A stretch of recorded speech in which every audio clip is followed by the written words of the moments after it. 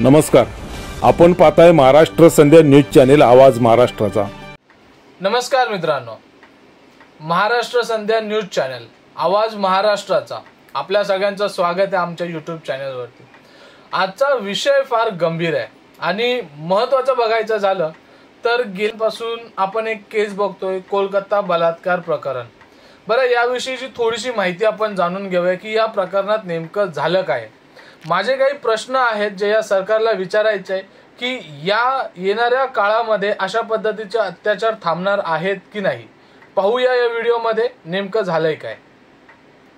कोलकाता गव्हर्नमेंटने संजय रॉय याला या बलात्कार प्रकरणी अटक केलेली आहे आणि मुख्य आरोपी तोच आहे, कारण त्याच्या कानातलं ब्लूटूथ त्या ठिकाणी सापडलं म्हणून त्याला मुख्य आरोपी असं सांगितलं जातंय।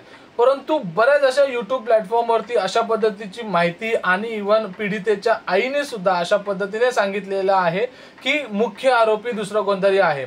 त्या मुलीवरती बऱ्याच काळापासून एक वेगळ्या पद्धतीचं दडपण होतं असं तिच्या आई वडिलांनी सांगण्यात आलेलं आहे। पण नेमकं हे दडपण होतं काय आपण बघूया या व्हिडिओमध्ये। मुद्दा सुरू यापासून होतो की पीडिता त्या ठिकाणी मृत अवस्थेमध्ये भेटलेली असताना डॉक्टर आणि त्या ठिकाणी असलेलं हॉस्पिटलचं प्रशासन यांनी तिच्या आई वडिलांना असं सांगितलं की मुलीने आत्महत्या केली। म्हणजे यामध्ये कुठला तरी पोलिसांचा विषय बाजूला आपण ठेवूया, परंतु यामध्ये त्या प्रशासनाचा, पोलिसांच्या त्या हायरार्कीचा कुठे ना कुठेतरी दोष आपल्याला आढळून येतो की चुकीची माहिती तिच्या आई वडिलांपर्यंत का पोहोचवण्यात आली। असे प्रश्न कोणी विचारणार आहे का त्या हॉस्पिटलच्या प्रशासनाला। हॉस्पिटलमध्ये गेल्यानंतर आई वडिलांना पीडितेला बघता देखील आलेलं नाही। जवळपास 3 तास त्या ठिकाणी त्यांना वाट बघावी लागली आणि त्यानंतर देखील फक्त वडिलांना परमिशन देण्यात आली की ते फक्त मुलीला जाऊन बघू शकतात। अशा पद्धतीची काहीच स्टेटमेंट त्या पीडितेच्या आई वडिलांनी केलं। किती मनाला हादसा देणारी गोष्ट आहे की हॉस्पिटल प्रशासन सांगतंय की मुलीने आत्महत्या केली, परंतु आई वडील ज्यावेळेला त्या मुलीला बघायला येतात त्यावेळेला 3 तास त्यांना स्वतःच्या मुलीला बघण्यासाठी वाट बघावी लागते। यातूनच आईने असं काहीसे खुलासे केले ज्यामध्ये येणाऱ्या काळामध्ये बघावं लागेल की कोलकाता प्रशासन या प्रकरणामध्ये नेमकी कुठली पावलं उचलत आहे। तिच्या आईने एका मुलाखतीमध्ये सांगितलं की त्या हॉस्पिटल प्रशासनामध्ये किंवा त्या हॉस्पिटलमध्ये अंमली पदार्थांचं रॅकेट चालू होतं।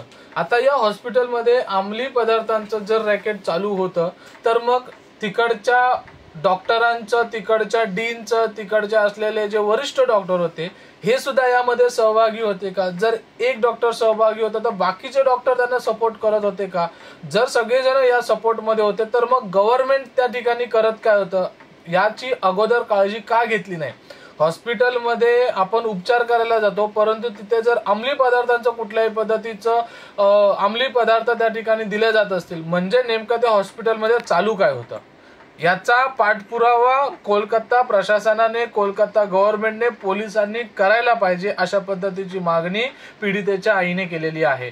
आणि यातूनच आपल्याला एक लक्षात येतं की कुठे ना कुठेतरी हा जो काळा बाजार त्या हॉस्पिटलमध्ये चालू होता, हा काळा बाजार कदाचित आपल्या पीडितेला माहिती होता आणि त्यामुळे तिला 36 तास 72 तास त्या ठिकाणी ड्युटी करावी लागत होती, कामाला यावं लागत होतं। म्हणून कुठेतरी मुलीचं थोडंसं मनखच्चीकरण देखील केलं जात होतं, हॉस्पिटलच्या डीन कडून असेल, तिकडच्या प्रशासनाकडून असेल। अशा पद्धतीची आईची काहीशी स्टेटमेंट आपल्याला मिळालेली आहे। तसंच जर बघायला गेलं तर म्हणजे कुठल्याही क्राईम केसमध्ये आपण बघता की जिथे कुठे हत्या होते, जिथे कुठे एखादं प्रकरण अशा पद्धतीचं किंवा कुठेही मारामारी वगैरे झाले, जरासं रक्त पडलं की पोलीस येतात, सफेद खडूने करतात किंवा ती जागा त्या ठिकाणी ब्लॉक केली जाते जेणेकरून तिथे कोणी जाऊ नये। तिकडचं फॉरेन्सिक लॅब जे हँडल करतात ते येतात आणि त्यानंतरला सगळा तो तो जो भाग असतो, परिसर असतो तो चेक केला जातो। परंतु या केसमध्ये दुसऱ्या दिवशी किंवा तिसऱ्या दिवशी आपल्याला बऱ्याच माहितीमधून असं समजून येतं, अभ्यासातून असं समजून येतं की तिकडची भिंत, तिकडची दिवाळं ही तोडण्यात आलेली आहेत। अशा पद्धतीचं जर सिरियस वातावरण किंवा इतका मोठा गुन्हा जर एखाद्या ठिकाणी होत असेल आणि त्या ठिकाणी खूप असं लाईट घेऊन या गोष्टींना जर सादर करण्यात येत असेल, तिकडची जागा जर ब्लॉक केली जात नसेल, तिकडची दिवाळं तोडण्यात येत असतील तर ही कोणाच्या परमिशनने या सगळ्या गोष्टी होत आहेत। ते हॉस्पिटल काम करायचं का नाही थांबलं, तोडण्यात आलं त्यावेळेला पोलिसांचा रोल काय होता तिकडच्या डीनचा रोल काय होता, यामध्ये तिकडचे आमदार असतील, खासदार असतील, हे सुद्धा यामध्ये सहभागी आहेत का, हे सुद्धा आपल्याला बघावं लागेल. कारण जर पूर्ण हॉस्पिटलचे सगळेच डॉक्टरांची हायरार्की या ठिकाणी या पूर्ण प्रकरणामध्ये इन्व्हॉल्ड असेल तरच अशा पद्धतीचा हलगर्जीपणा केला जातो.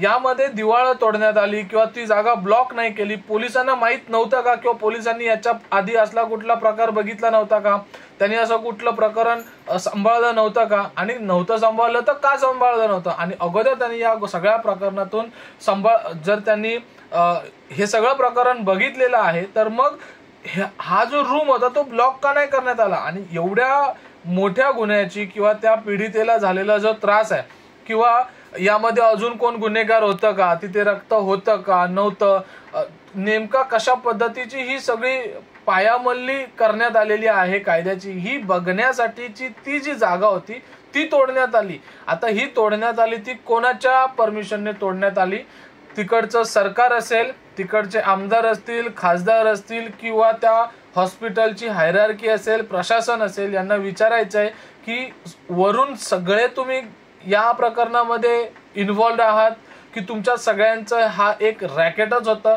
हे देखील या प्रकरणामध्ये आपल्याला बघावं लागेल की नेमकं याच्यामध्ये अजून कोण कोण इन्व्हॉल्ड आहेत.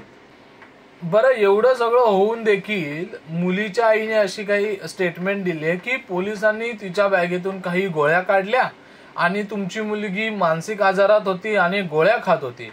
त्या मुलीवर जर बलात्कार झालाय तर ती मुलगी गोळ्या खावं किंवा ती मानसिक आजारात असू दे, तर मानसिक आजारात असलेल्या मुलीवर बलात्कार झाला पाहिजे असं त्या पोलिसांचं म्हणणं आहे का? मग ह्या गोळ्या ज्या भेटल्या. नमस्कार, आपण पाहताय महाराष्ट्र संध्या न्यूज चॅनेल आवाज महाराष्ट्राचा.